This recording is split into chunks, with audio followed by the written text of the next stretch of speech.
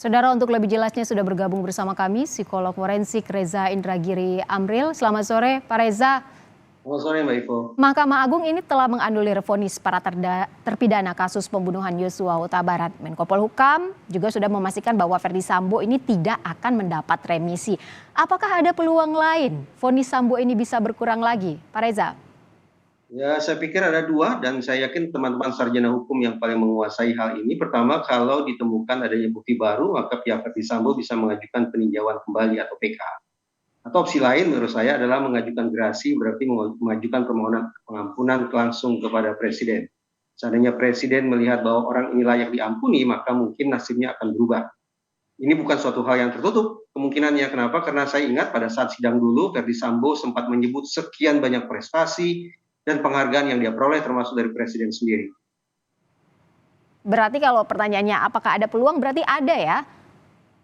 Menurut saya tetap ada, kendati bukan remisi sebagaimana dikatakan oleh Menko Polhukam tadi.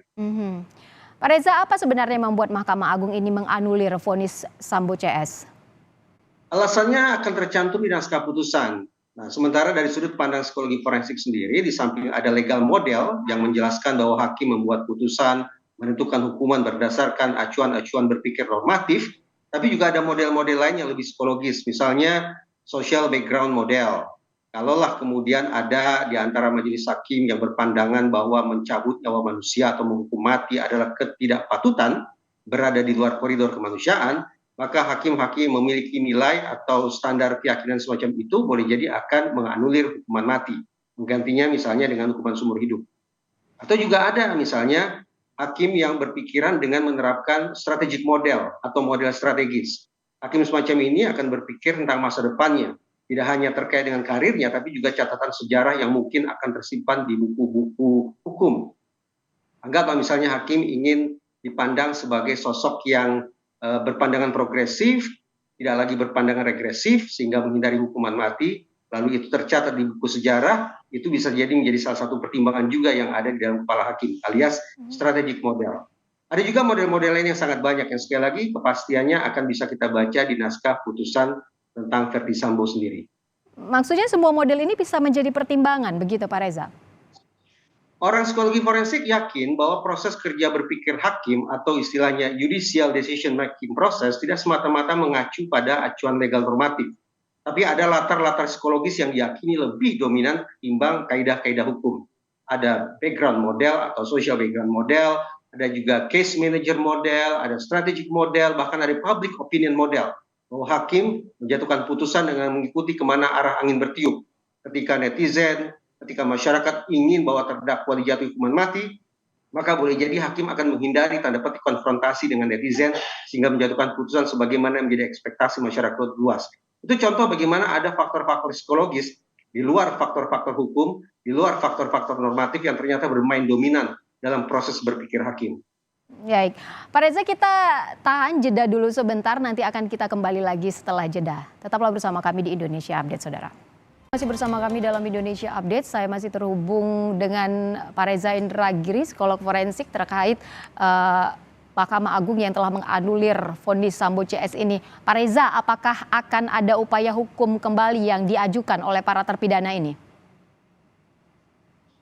Saya yakin terpidana yang merasa paling bersalah sekalipun tetap ingin kembali berkumpul bersama keluarga, tetap bisa bekerja atau beraktivitas seperti biasa. Jadi kendati misalnya dalam kasus ini Ferdy Sambo dijatuhi hukuman berupa hukuman seumur hidup, tapi saya yakin bahwa yang bersangkutan bersama penasihat hukumnya akan mencari cara, akan mencari strategi agar kemudian nasibnya bisa berubah lebih baik lagi. Ini saya pikir bukan suatu hal yang luar biasa, apalagi kalau kita ingat bahwa tuntutan jaksa penuntut umum seingat saya sudah terpenuhi sepenuhnya oleh hakim di tingkat kasasi, bahwa di tingkat pengadilan negeri dan di tingkat pengadilan tinggi ternyata lebih dari tuntutan jaksa, yaitu hukuman mati. Saya pikir itu menjadi suatu hal yang bisa diperdebatkan secara akademis. Baik, Pak Reza, sebenarnya seperti apa aturan terpidana penjara seumur hidup soal remisi atau pengurangan masa tahanan ini? Baik, tinjauan saya dari sudut pandang psikologi forensik ya, bahwa ketika seorang terdakwa dijatuhi hukuman, maka paling tidak ada dua filosofi yang coba diterjemahkan oleh hakim lewat angka atau besaran hukuman itu. Filosofi pertama yaitu terkait dengan filosofi retributif. bagaimana hukuman yang dijatuhkan oleh hakim kepada terdakwa mewakili perasaan sedih korban, mewakili amarah dan ketakutan masyarakat dan segala macam gejolak yang berlangsung di ruang publik. Itu yang akan menentukan hakim menjatuhkan hukumannya seperti apa. Mata balas mata, nyawa balas nyawa, dan sejenisnya, retributif. Sementara filosofi yang kedua adalah filosofi reintegratif, bahwa ketika hakim menjatuhkan hukuman tertentu kepada terdakwa, hakim membayangkan ke depan berapa lama waktu yang dibutuhkan bagi terdakwa ini untuk pulih, untuk berubah tabiatnya, untuk dimodifikasi perilakunya agar suatu saat kembali ke tengah masyarakat menjadi warga negara yang lebih bertanggung jawab. Nah, kalau kemudian seorang terdakwa dijatuhi hukuman seumur hidup atau bahkan hukuman seumur mati, maka hitung-hitungan di atas kertas, hakim boleh jadi berpandangan bahwa terdakwa yang satu ini memang tidak punya kemungkinan untuk berubah. Tabiat dan perilaku jahatnya tidak akan mungkin bisa diubah. Bahkan justru kebahayaan yang dia miliki mungkin berlipat ganda.